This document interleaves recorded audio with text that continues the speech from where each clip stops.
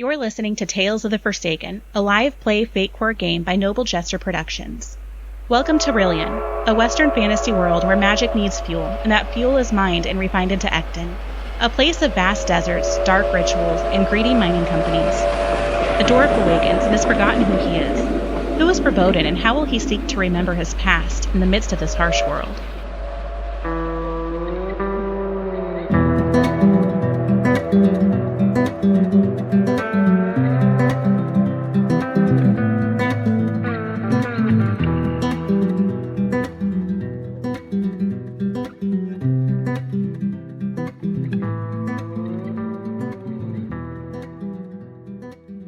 We'll go ahead and pick up right there where we left off. The townspeople scatter a little bit, and you have free reign again. You're welcome to keep exploring if you want, or I'd say it's probably mid-afternoon at this point, because you woke up around midday. So you're free to keep exploring if you want, or you can go to the Markin home, which is where Jasper said you could stay, or you can do whatever you want. Yeah, I think I'm going to spend some more time trying to learn about the town, especially that shunt mining company showed up so quickly. And luckily I was okay, but I think it'd be good to be prepared and understand like what each building is, if there's a safer place to hold up in case these guys come back. So I know I checked out the church, so looking around the square, I know we talked about there's a dozen or so kind of around this main square. I saw those one guy's messing with that. What was it, a saloon or bar or something that was there? So yeah, what are some of the other things that I see?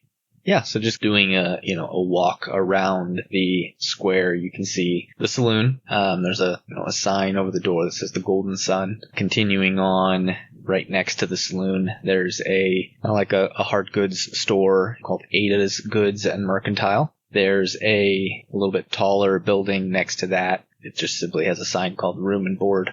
The church, Yinder's house. There's a smithy, and looks like behind the smithy there's what looks to be a stable, and you can just see there's a sign on it that just says Sonny's. You actually see that half-giant that had spoken to you earlier going back into that building. There's a smaller building that looks like it just says Layla's Wash and Sew. And there's a butcher, it looks like, right next to that called the Hog Hole. And then what looks to be maybe a schoolhouse, maybe governmental building. Set back off of the square, you can see what looks to be a mill, a larger building that could be a sawmill, could be for grain, those sorts of things. And then there's just houses and barns and things kind of scattered around. But that seems to be kind of the extent of the business type. Okay. Are these houses that for like residents, are they within this main square and mixed in with those, or are they like kind of set back? There's one or two within the main square. Most of the square is those buildings, and then outside of those buildings along the road that kind of leads to the southwest, there's some houses and then a couple just kind of set back away from the square. Okay. I think what I'd like to do, since, I've already had to engage in a shootout here, this gun obviously felt super familiar, but there's a portion of that chamber that I'm not aware of as far as like, what's this residue that's in here. So maybe I can go to the smithy and see and ask around and see if that's something that they would understand. What's that for? Okay. So you walk over to the smithy, you actually hear the sounds of hammering on an anvil, and that ends kind of as soon as you walk in, and you can see that half-giant who, at this point, you assume is Sonny, and he sets down a hammer and looks at you and says, "Oh, hello, yes." Yes, hello there. Name's Verboden here. How's your day going? We had a bit of a stir out there, and glad I could be of assistance there. Oh, yes, definitely. It's nice to see you. My name is Sonny. Sonny Ridges. Oh, Sonny Ridges, that's a pleasant name. Well, yeah, so I was hoping you could help me out here. So I got this 6-shooter here that's, it served me well just a few minutes ago here, and I was hoping you might have some information. There's this glass chamber on here. You ever seen anything like this? And so he'll kind of hold it out, handle first to Sonny. Okay. He takes it and just kind of inspects it over. While he's looking at it, I want to have you see how well you can read him. So I guess let's do influence. I want to see how well you read his mindset and thoughts as he's looking at this. I don't know if that's one of the skills you've picked or not, but... No, so that is not one that I had picked. So then that would just be straight roll, no modifier? Correct. All right. First roll of the day. Ooh, that hurts. That is a -2. Okay. Are you going to try to do anything with that or just leave it? Let's see. So I would have my 3 fate points, correct? Yes. Okay. Yeah. I think those reset as you start a new session. Yep. So. Mm-hmm. Okay. I don't think I have anything that makes sense with that, so yeah, that's unfortunately my roll.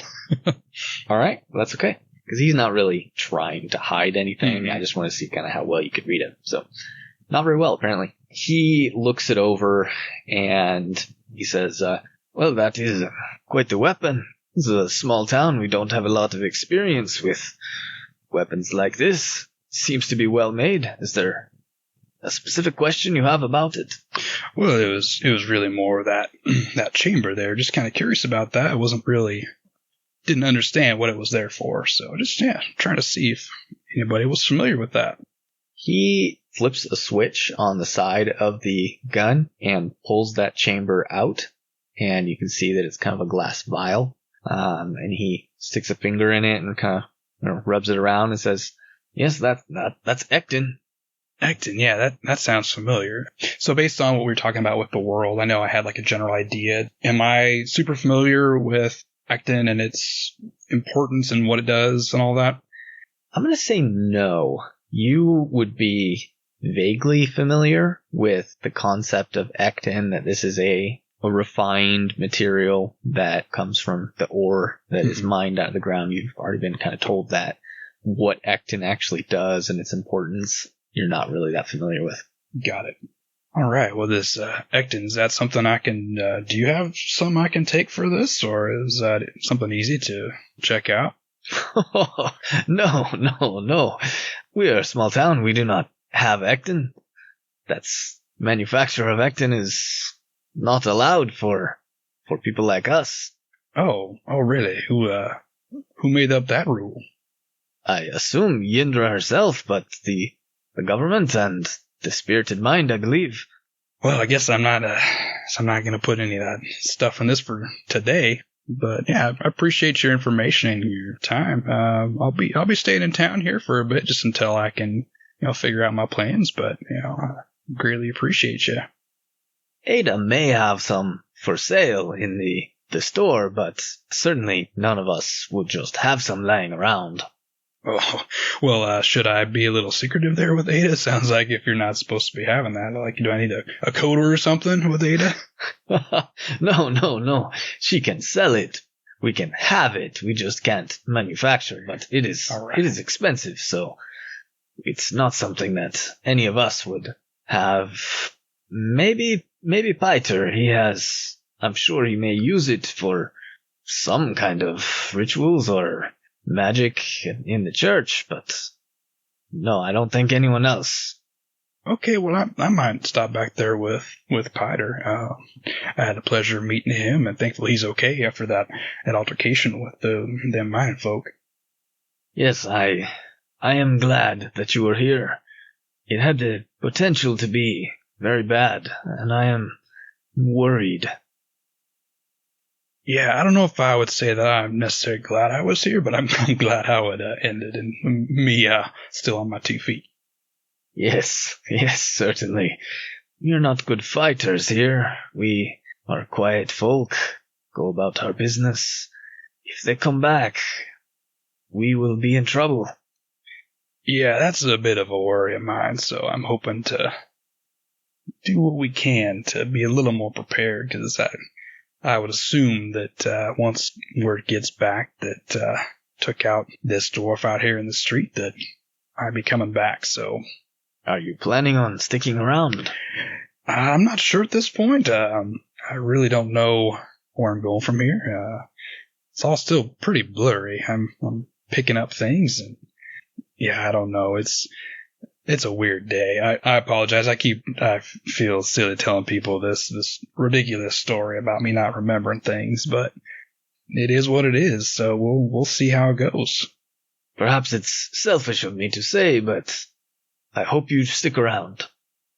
Well, I appreciate that. Some nice folk here. Maybe that'll work out. I appreciate it, Sonny. I hope you have a nice rest of your day. Well, it's definitely brighter talking to you. All right, so Verboden will walk out. I think he's going to he'll go back to Piter, check in with him after what happened, and maybe see if he can do something about scrounging up this Ectin stuff.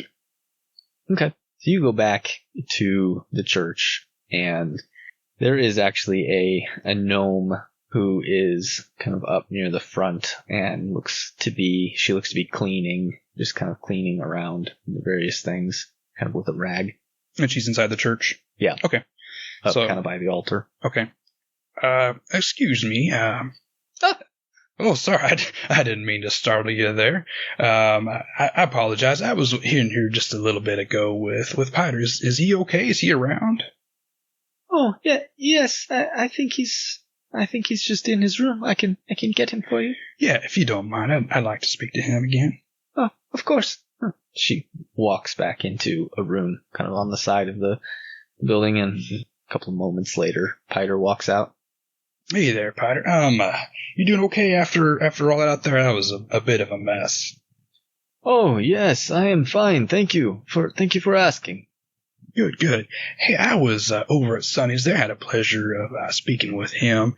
I was trying to find this Ectin that I've been hearing about. Is that something you have available here? I feel like that might help with me in case those mining folk come back. I have this gun here with what appears to be a place for that. I'm not really sure what it does, but I imagine it would be some use. Yes, I could provide you some Ectin. Yes, I think I can do that for you. Oh, that's fantastic. I can pay you now. Make a donation, I guess. I don't know. What would you like here? Well, a donation would be fine. So he'll reach into the pouch that he picked up off that guy. He'll take 2 gold out. And then is there like a place for an offering there? There's a box near the door. Yeah. Oh, okay. Yeah, so he'll go and he'll put those in the box. He has a bit of an odd look on his face, and you kind of get from his look that 2 gold is nowhere close to enough. But he nods and thank you. That is very kind. And he pulls a small pouch off of his belt and opens it. You can kind of see it's kind of a leather case that has several small openings for vials.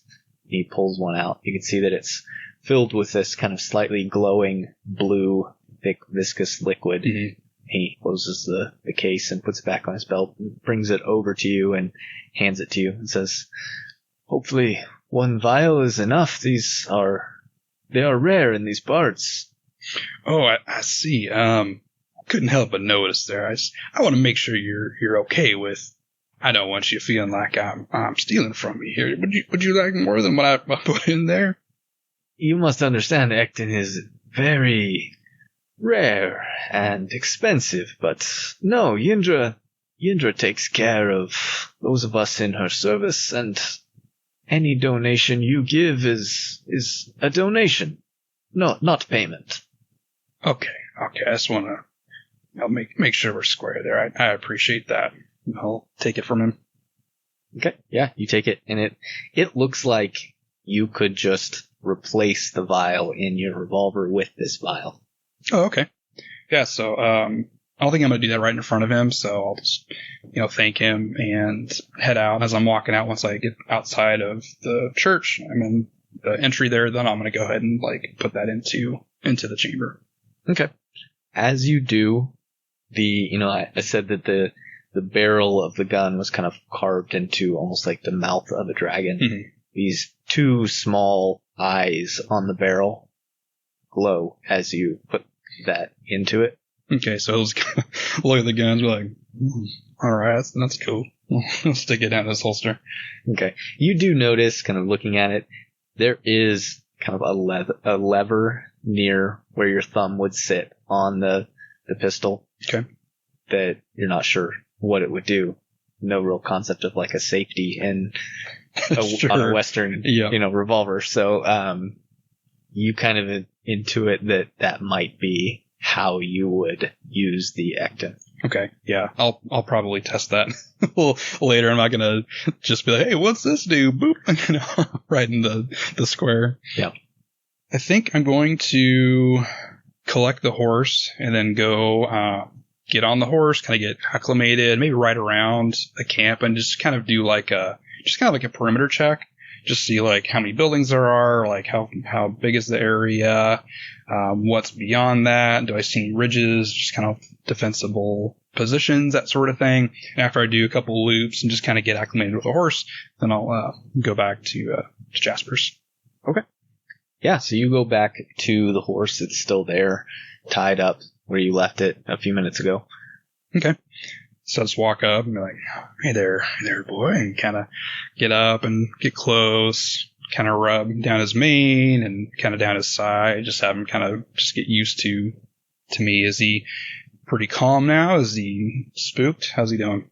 Yeah, very calm. Seems like it's all past, and like you said, it's pretty used to this sort of thing. Mm-hmm. Maybe not used to, a new owner necessarily per se, but Sure. It's pretty used to gunfire, conflict, those sorts of things. And, so this is just kind of Okay. same old thing for this horse. Yeah, so he'll just kind of talk a little bit more and be like, well, you're a bit of a pleasant surprise. I was not expecting this out of my day, and, hopefully you and I can get along well in this wild country out here. So, we say, we think we should get you a name.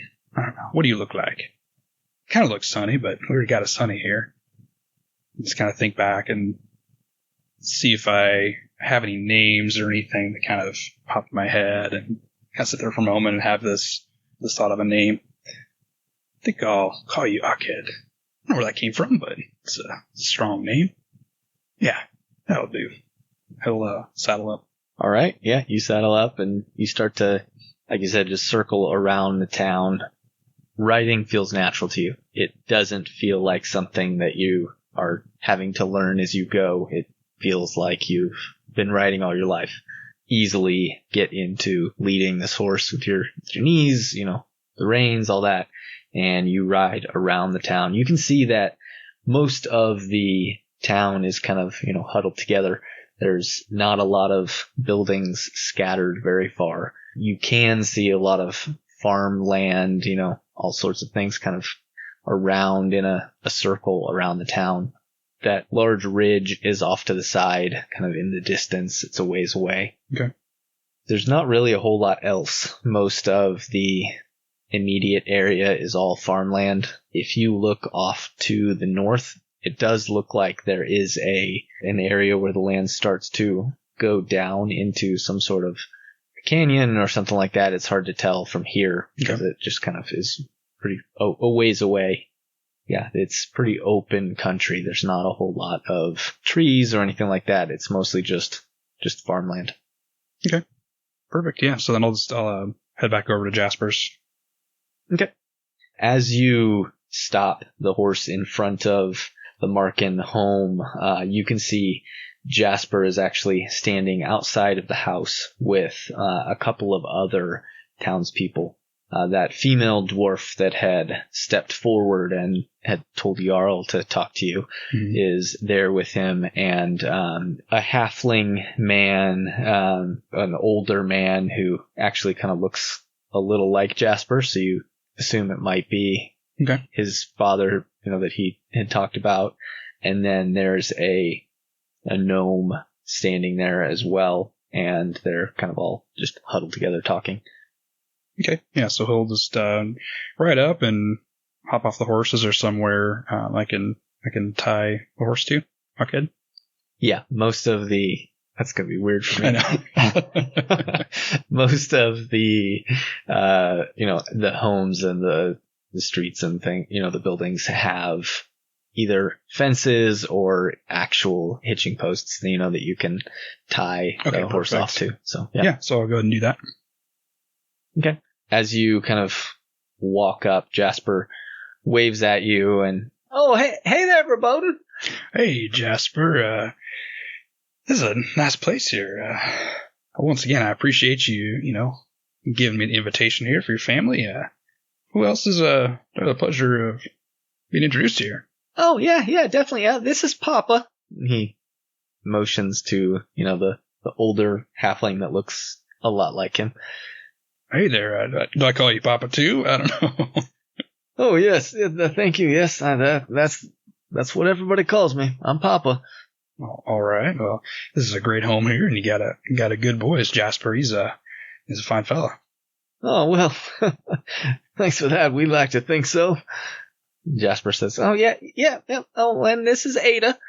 Motions to the dwarf woman. Oh, hey there, Ada. I was just talking about you with Sonny a bit ago. He said you got a fine store there and might be a place I'd want to stop in. How you doing? Oh, doing well. Thank you. Thank you again for helping us. It's been a crazy day. Yeah, that's quite the an understatement, I would say. Then the woman that's standing there also, she doesn't wait for Jasper to speak, steps forward and says, well, hey there, I'm Willa. Well, hey there, Willa. Are you part of the Markin family, or? Oh, no. I'm Willa Treeflow. We run the room and board over there. Oh, okay. Excellent. Good to meet you. Actually, a little bit, it's nice to meet you. You're kind of a hero in these parts. I wouldn't say that. I mean, I've been here for, a couple hours. I just feel like I did what needed to happen back there, but I'm glad to help, and good to meet you again. Oh, yes, definitely.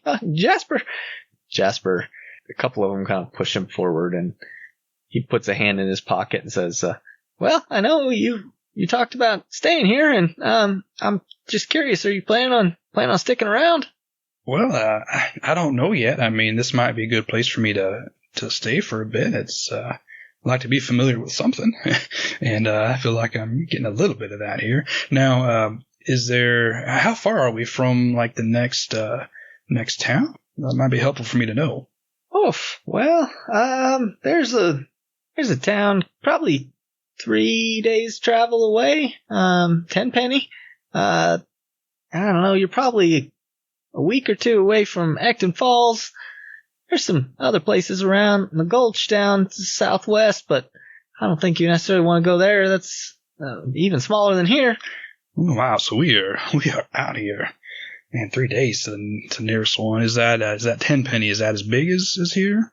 Oh, Tenpenny's probably a little bigger than here. All right.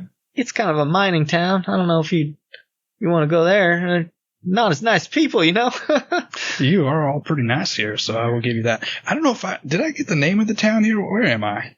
Oh, well, yeah, this is Silver Ridge. Silver Ridge, that's right. I apologize. Well, his father kind of nudges him again, and he says, no, this is probably a little bit presumptuous of us, but he pulls his hand out of his pocket and kind of opens it, and there's a metal star on his hand. He says, I told you about our sheriff being killed, and, well, you stood up for us and did such a good job, and we were hoping you'd stick around and be our sheriff. Oh my. Do you mind if I have a night to think about that? I mean, that's quite a proposition. I feel like I might be up to the job, but, hearing what happened to your last sheriff, I'd prefer to stay on, this part of the ground. I don't really want to be in the dirt, but, I'll see. I don't know. He's pretty nervous about that. Yeah. Oh, yeah, of course. Yeah, that was silly. We should definitely, and he kind of motions to the others, we should definitely give you a night to think it over, of course. That's no problem at all. Why don't you just take this? And he hands you the star. He says, and you can just give it back if you say no. All right. I'll hang on to that. So he'll take it, and he'll put it like in a jacket pocket or something. Sure. Yeah. Well, we got to get back to work, but let me show you your room inside. And all right. Yeah, that sounds like a good plan. Let's lead the way. So he takes you inside of the house, and it's a pretty nice farmhouse. I mean, it's not large or anything. They're actually small, pretty small people, but it's very well kept. You can tell that it's well cared for. They care about where they live and all these things. So he kind of is just pointing things out, oh, here's our main sitting room where we like to just kind of hang out and talk. And here's the kitchen, and down that way, that's Mama and Papa's room. That's off limits. But, this is where me and Tilda stay. And here, you can have this room here. There's nobody staying here right now, and we can make sure we get a bed in here. And there's not a bed now, but we're clearing all this stuff out of here, and we'll give you a place to stay here. Oh yeah, that's perfect. No, it's warm and comfortable, and it looks quite homey. So that sounds fantastic. That floor looks great. Well, all right. Well, I'm sorry to have sprung that on you with the sheriff thing. Everybody, we're all really worried, and you're the only one with a weapon, and you've already shown that you are willing to step in, and so we just wanted to strike while the iron is hot, so to speak, and before you leave. Yeah, I understand that. That actually does make a lot of sense. I mean, if I were in your shoes, I'd probably do the same thing. So I'm not telling you no at this point. I just you probably know the most about me at this point. You saw the condition I woke up just a little bit earlier, so I think some time for me to figure that out would be good. Well, let us know if you need anything. Papa and I are actually going to have to head out to the fields here, but if you need anything, just let us know. And again, thank you. Yeah, absolutely. I am feeling a little famished. Is there a place where I can go and grab a bite? Oh, sure. Yeah, I mean, you could go down to room and board and have something to eat, or you could, the saloon, they got food, or you're welcome to anything in the kitchen. Oh, no, I'll leave that for you. I appreciate that's my account. But yeah, I'll go check out the room and board, and we'll see if I can scrounge up something. I appreciate you, Jasper. Oh, well, yeah, you're welcome. I think you'll find that we're pretty welcoming people here, and you should have a pretty easy time of anything you need. All right, that sounds good. He leaves. Okay. I'll probably just walk the horse down and tie the horse up in front of room and board. Okay. So you go inside, and it's a fairly spacious open room. You can see there's stairs in the back of the room that obviously lead up to rooms and things. Mm-hmm. But there's a open kitchen in the back portion of the room, and there's a counter kind of in front of the kitchen, that you could sit at. And then there's tables and things scattered around, and you can see Willa, who you had just met a little bit ago. And then there's a male gnome working in the kitchen, and then there's a dragonborn also in the kitchen. Okay, so there's like a counter towards the kitchen. Yeah, so I'll walk up there and see if anybody is, if it gets their attention. Yeah, so I mean, as soon as you walk in, Willa notices you and waves and just kind of keeps working. She's cleaning some of the tables, but as you sit down, the male gnome walks over and is just kind of wiping his hands and says, "Well, hey there. It's very, very nice to see you." Well, I appreciate that. Everybody here is just so kind with that. Verboden, and you are? Oh, I'm Irvin Treeflow. Irvin Treeflow. I met a Treeflow. I was Willa, right? Are you two hitched? Oh, well, she puts up with me.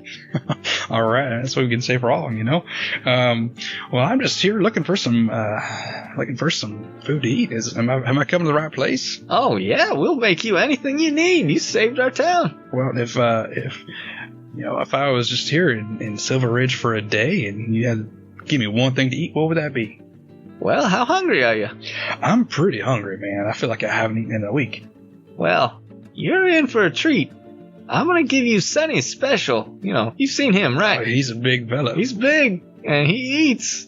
I'll give you his special. All right, we'll see if I can step up to the challenge and finish this. I'll talk to Sonny about it. All right. Hey, Dre, let's get cooking. So the Dragonborn and Irvin they start cooking, and they're cracking eggs. They start making some bacon. Looks like they're, kind of making a breakfast type of food. Eggs, bacon. There's a loaf of bread that they cut up some bread and start looks like they're almost frying the bread. Am I getting some French toast? Yeah, it's essentially eggs, awesome. bacon, French toast. There's some potatoes that they're cutting up, some hash browns. It's the works. Nice. So it takes maybe 15 minutes, and they finish it up and kind of plate it up and bring it over to you. And he says, "You want something like coffee or juice or anything?" Oh man, that coffee sounds fantastic. Man, you guys just outdid yourselves. Like, I am excited, and I want to stop talking because I want to eat this food right here in front of me. Oh, eat. Yeah, so he digs into that. Yeah, he goes and gets a kind of a pretty large mug and brings it over and pours you some hot coffee. Actually, as he's pouring it, it doesn't really look that hot. But as he's pouring it, you start to see steam kind of rising from it. Okay. It's a cool trick. Man, this is so good. Man, you weren't lying here, Irvin. This is delicious. Oh, well, it's nice to be appreciated. And I'll appreciate this daily if I stick around. Man, this is good. Well, I know about the offer that was made to you, and if this is what'll get you to stick around, well, we'll give it to you every day. All right, well, we'll see about that. He'll do his best to finish that off. All right. So yeah, you finish the meal. They mostly leave you alone after that. As you're finishing, it looks like people are starting to kind of not necessarily come inside, but you kind of notice that people just are kind of passing and looking in windows. Willa goes out every once in a while and talks to some people. It looks like you're gaining a little bit of attention. People are curious about you, wanting to know what your choice is. It seems like the whole town already probably kind of knows what's going on. Yeah, they're all talking about it. Okay. Yeah. Yeah, so from there, I think he's just going to probably just rest a bit, hang out. It seems like it's a comfortable place, and now he's got a full stomach, so he'll hang out there probably good, 20, 30 minutes, just drinking his coffee, relaxing. Okay. Anything specific you want to do for the rest of the day, or are you kind of going to just get your bearings, hang out? Yeah, I think he's just going to just hang out. I mean, it's a lot to take in. He's already met quite a few people. So, yeah, I think he's probably I'm feeling a little maxed and tired. Yeah. Okay. But you spend the rest of the afternoon into the evening, and eventually, assuming you make your way back to the Markin farm, and they're kind and offer you dinner and all these things, and then you go to bed. Yeah. All right. Well, you wake up early in the morning. It sounds like people are moving around. There's a whole, rooster crowing at dawn kind of a deal, and they're farmers, so they're getting up early and getting about their day. Anything specific you want to do? Oh man, so I think right after waking up, stretch, and maybe just spend a minute and just take the chalice out. Just kind of look at that, feel over the markings, and just see if that's striking anything with me. Okay. You spend some time. Nothing really sparks memory at this point, but as you kind of look over this chalice, you feel like it's almost like calling to you. You kind of focus on it and almost feel like it's trying to pull something from you, which is probably both a little bit scary and interesting. But it doesn't seem like anything's happening. Okay. Yeah, so we'll just kind of meditate on that a little bit, and then tuck that back away to a safe spot on his person, and then head out back into the town. As you head out into the town, you see that younger dwarf Jarl. You're not sure if he was waiting for you or just kind of was passing by, but he kind of stops as he sees you. You said you could teach me to shoot. Is that an offer still on the table? That's right. That sure does. It's like you're in the right place at the right time. Was there a good spot we can head out, and I can show you a few things? Yes, I think so. And he leads you back behind the mill, and you can see there's actually a couple of cans and bottles and things set up on a rail. Looks like he's prepped and ready. And he looks super eager in a way of trying to contain himself, not embarrass himself, but he looks very eager. Did you give him the gun already, or? Yeah. Okay. Yeah. So I handed it to him previously, so he would have that. Okay. He looks like fashioned his own holster. It's just kind of a little loop of leather on a belt, but he's got the pistol in it. Yes. So, what do I do? All right. Well, I'm excited about your enthusiasm and getting this all prepared for us. So, so go ahead and take that out of there. So, you're going to aim down the sights here, and he kind of shows them, how to line it up. The key here is you want to pull through on the trigger. You don't want to not jerk it. You want to be smooth motion. What I do is I take just a deep breath out as I pull that all the way through. So you can aim right there and line up them sights and just squeeze. You probably spend 15 to 20 minutes with, explaining what to do. He tries it. He's terrible. You kind of explain again, try to fix it, but you pretty quickly realize he's just awful. You got it. Okay. It doesn't seem like he's making any progress whatsoever. He's kind of starting to get frustrated. You can tell. He's kind of cursing under his breath, and it doesn't seem like it should be this difficult. Yeah, it's... do you ride a horse? Yes, I can ride a horse. Are you pretty good on a horse? No. Oh, all right. Well, that analogy's not going to work out now. What are you good at? I'm good with an axe. All right, good with an axe, like it chopping stuff and throwing an axe. What do you do with it? Chopping. Yes, chopping. I can also. Yes, I can throw an axe, and he kind of looks a little bit embarrassed. I can hit most things if I throw the axe. Well, that's something good. Now, if let's say you were just getting started with that axe there, I mean, you had to practice, right? Did you hit your target the first time? Yes. Well, and then you're a natural axe thrower, then I would say.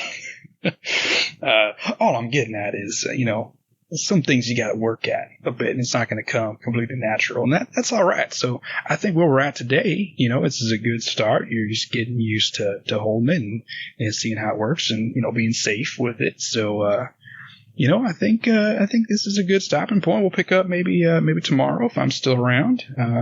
Would you like to hang on to that, or I can hang on to it for you? I can have it for you tomorrow. Can I keep practicing? Yeah, you can do that. I mean, I could tell you're getting a little frustrated, so, if you need to take a break, and that's all right, too. That's nothing wrong with that. No shame there. I will keep practicing. All right, sounds good. I think I'm going to, do a little practice myself. So I'm going to pull out the gun and aim it at a bottle, and I want to push the button for the Ectin. I want to see what this does out here. Okay. As you flip that lever, you feel a bit of a rush of energy kind of flow up through your arm. It kind of connects in your mind, and you feel like you need to pick an element. Okay. It's unexpected. It's not like an RPG menu pops up in your right. HUD or anything, but you just kind of get this feeling like there's multiple elemental options and you need to pick one. I think I would go with fire. Okay. Yeah, you kind of get this feeling roll up your arm, and then, you kind of fire enters your mind, and you feel this magical sense kind of push down your arm, and you see those eyes that are glowing on the barrel turn red. All right, and I will pull the trigger. You pull the trigger, and the bullet doesn't just, come out, but a massive, wave of fire pushes it out of the barrel, and you can just see this, basically a fireball, shoot out of the end of your gun and smash into this, this target. Overkill. Into the bottle. And yeah, it just explodes. I mean, all the bottles there explode. It's quite the fireball that kind of hits and impacts and explodes. Hope nobody's freaked out about that. That kind of was unexpected there, Jarl. What do you say? He's kind of like a little shocked, and he looks at the gun you gave him, and he goes, "Does mine do that?" No, definitely not. If you're gonna explode like that, it's for a different reason. So, yeah. Well, that's interesting. If I look at the chamber, like, did that use up the entire amount of Ectin, or can I tell what it used? It looks like it used a little bit. Okay. But it's hard to estimate how much, it used or how much you would have left, but you certainly could get quite a few more shots out of that one vial of Ectin. Okay, awesome. All right, well, it was a pleasure working with you, Jarl. I feel like we can make some progress, and, I think one of these days your shoot will be like your axe throwing. I hope so. I want to get out of this town. Oh, really? Where do you want to go? Anywhere but here. Oh, what's so bad here, but it's so nice? Boring. I don't want to run a general store. I want to do something exciting with my life. And what kind of things are exciting? I mean, that seemed pretty exciting yesterday. Would be if I had had my axe. Oh, yeah, I believe that. So, one adventure, I guess. Is that what you're saying? I think I could be an adventurer. Yes, I think so. That's pretty cool. You got family here? Anybody that miss you? My mother wants me to take over the store, but I don't want to be a storekeeper. And how's your mother feel about that? Have you told her this? No. She is strong personality. I see. I think you take after your mother. You got quite the presence. Oh, thank you. Yeah, of course. All right, well, be here bright and early tomorrow? Oh, yes, certainly. I will practice more, and I will be better for tomorrow. All right, sounds good. Maybe bring an axe. You can show me a couple things. Oh, yes, I can show you how to throw an axe. Yeah, sounds like a blast.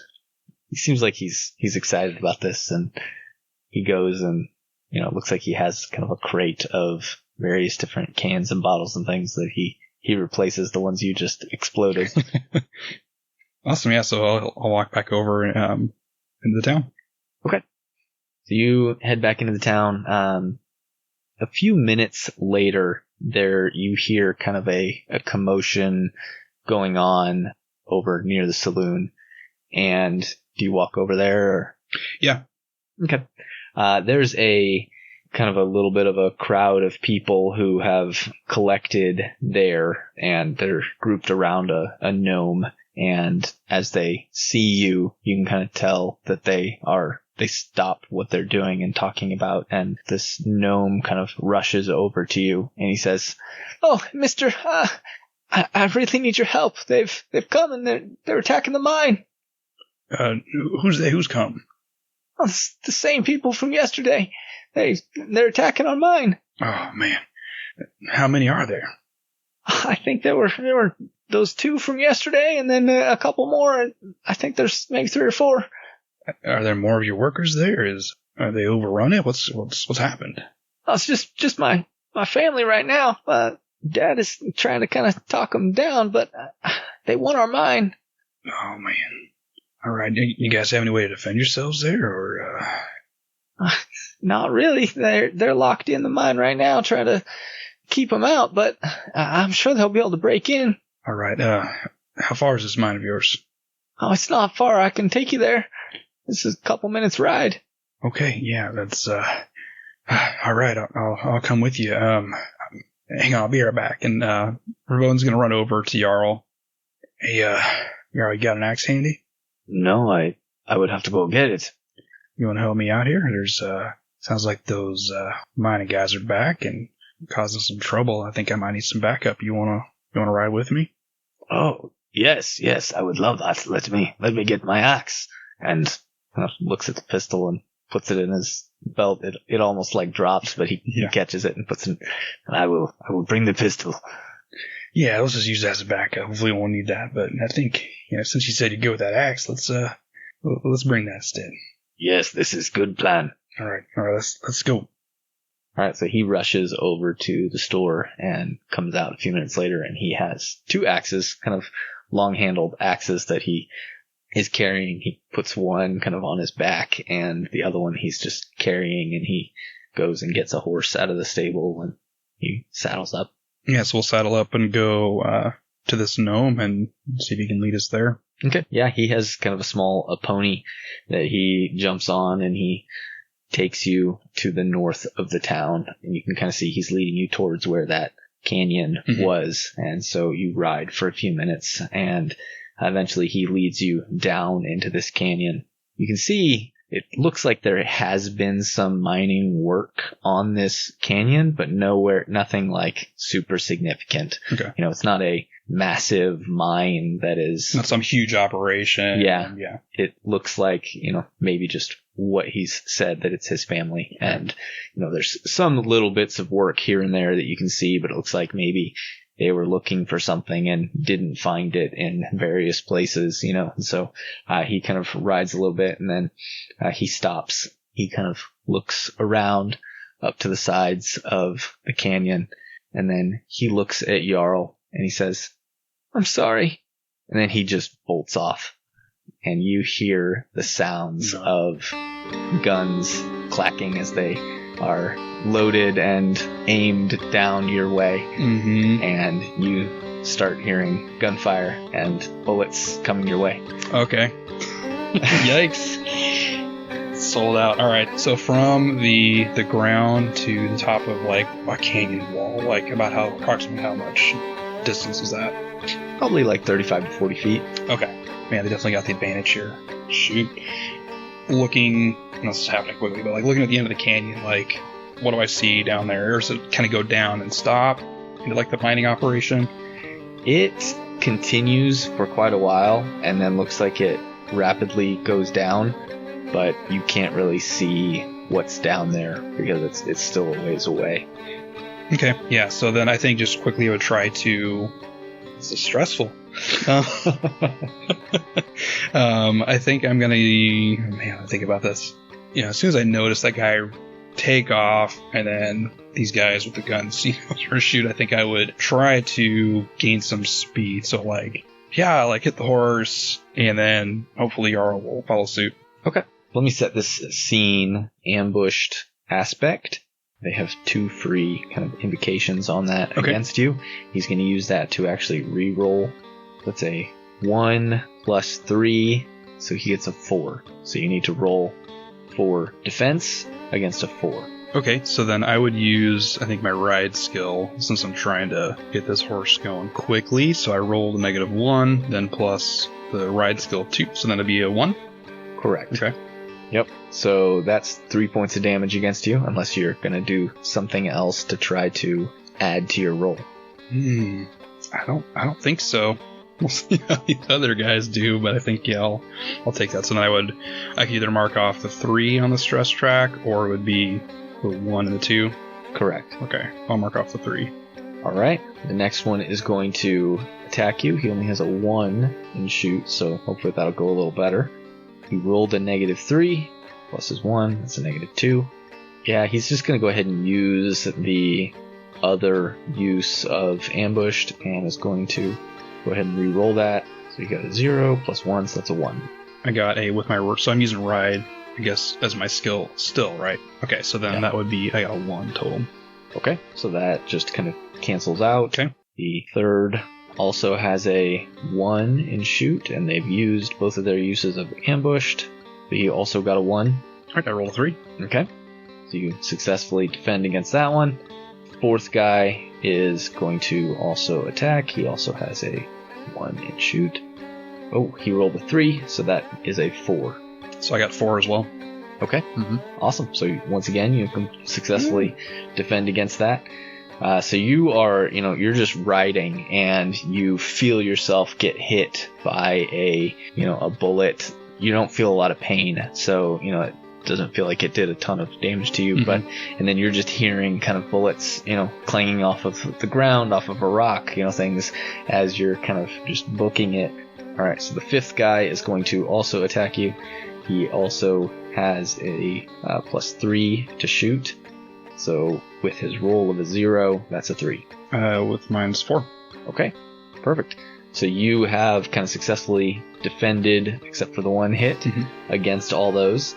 You and Jarl are up. You can have him go first, or you can go first. It's up to you. Hopefully he's falling behind me. I've just tried to book it through this canyon and then get some space between me and them. So have I cleared that and there's no more in front of me? You don't see any in front of you right now. Okay.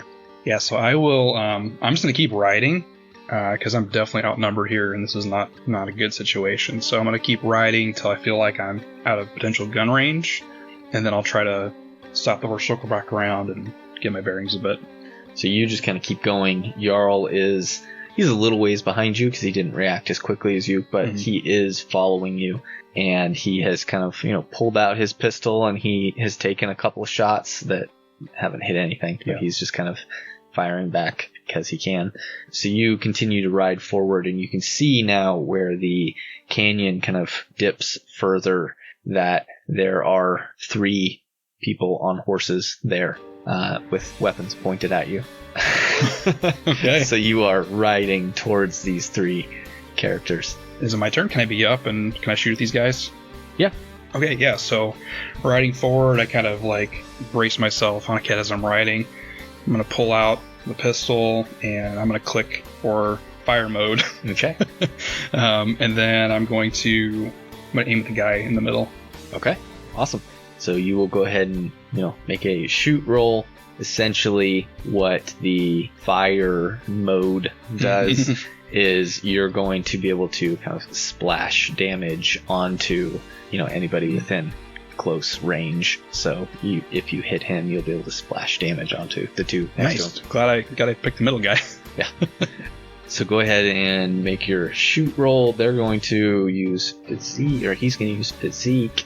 So he rolled a -2, so he got a 0. Okay, so I rolled a 2 with my, and then my bonus of +4 for shoot, since that's my great skill, so that's a 6 total. All right, that uses up all of his stress track, so he dies. So this fireball essentially hits in the center and just explodes, and you can see him burn to a crisp. It's kind of flash burned, and his body goes flying. The horse he was riding is on the ground screaming with most of itself kind of burned, and then you can see these 2 on the sides, kind of this fire spread to them, and they're kind of trying to pat fire off of themselves, put themselves out. They essentially are distracted trying to put the fire out and are not going to, they've taken some damage but are not going to be able to attack you. Okay. So cool. Jarl is just going to take a shot at one of them. He has no concept of shooting, so his heart's in the right place. Yeah, it's gonna. He's got a 0 in shoot, but he's gonna go ahead and take a shot anyway. You never know. Roll the 2, so that's a 2 against one of them. We'll see how that goes. On Jarl. Oh, well, they got a 2 as well, so okay. His shot misses. So close. Yeah. So at this point, it's, kind of back to their turn. The 3 guys there are not going to be able to attack you, but the 5 are going to attack you again. You aren't quite out of their range. Okay. You're going to need to do basically 5 defensive rolls again. Yep. First one is a 4. That'd be a 1. 3 damage against you. Okay, I'm trying to think if there's any aspects that would work here. I think, yeah, let's do that. I'm going to use these people need help with no one coming. Do you feel like that could apply here, or... No, because there's nobody else here that I'm actually really helping. I just got lured out. So yeah, actually, you know what? No, I don't think that works, huh? Well, now that you've argued yourself out of it, I think I'm going to go with I know, that. right? So dang it. I would have gone with it, but you argued yourself out of it. So I'm just trying to be fair. Yeah, so then that'll use up then my 1 and my 2 and my stress track. Yeah. Uh-oh. All right. Okay. Second attack. Oof, that's a 4. Ooh. I rolled a -4, and then with my I'm gonna use my physique for that, so that'll be a -1. Okay. So that's 5 damage. Okay, so then I guess that would be more than what I have on my stress track. So I have a 4 left. So how does that work? So basically you'd mark off the 4, and then 1 point of damage goes into a mild consequence. And I'm just going to say, for the sake of this, I mean, you've been ambushed, you've been attacked, that you are knocked out of your saddle and you lose consciousness. Uh-oh. So I'm going to have your mild consequence, which will go away at the end of this, as just unconscious. Okay, writing that down. That's no good. You lose consciousness, and that is that. Uh-oh. You regain a little bit of your awareness, and you can feel wind rushing above and below you as you actually start to regain sight, and you see yourself, you see the ground and the landscape far below you. You are flying high above the ground. You can feel wings beating up and down that are attached to your back, and you can just kind of feel yourself soaring through the air, your wings beating up and down, just enough to keep you aloft and moving forward. Although you don't feel like you have anywhere to go, anywhere special to be, you're just kind of enjoying the day. You are just enjoying the feeling of flying, the air rushing under your wings. Your attention drifts as you fly through the air, just watching the landscape below you. Time and speed and awareness all just kind of are starting to slip and shift, and you are just floating there until your attention is caught by screams below you. You bank your wings and shift around and turn, and you see the landscape below you is on fire. Everything is burning, just waves of rolling flames sweeping across the landscape, leaving only charred ruins behind. You feel this sense of alarm and panic kind of building inside your chest as you look down at this landscape, and you kind of desperately start to look around for a way to put out this fire. But nothing seems to be there. Nothing seems to be available. You suddenly feel a ripping pain in your back as your wings suddenly stop beating. You feel this sense of horror kind of lance through you as you turn your head desperately from side to side and see your wings tumbling away from you. You begin to plummet directly toward these flames below. Your mouth opens in a scream, but all that comes out is plumes of smoke as you feel a fire erupt inside of you. A small voice whispers in your ear just before you impact the ground. It says, "Was she worth it?"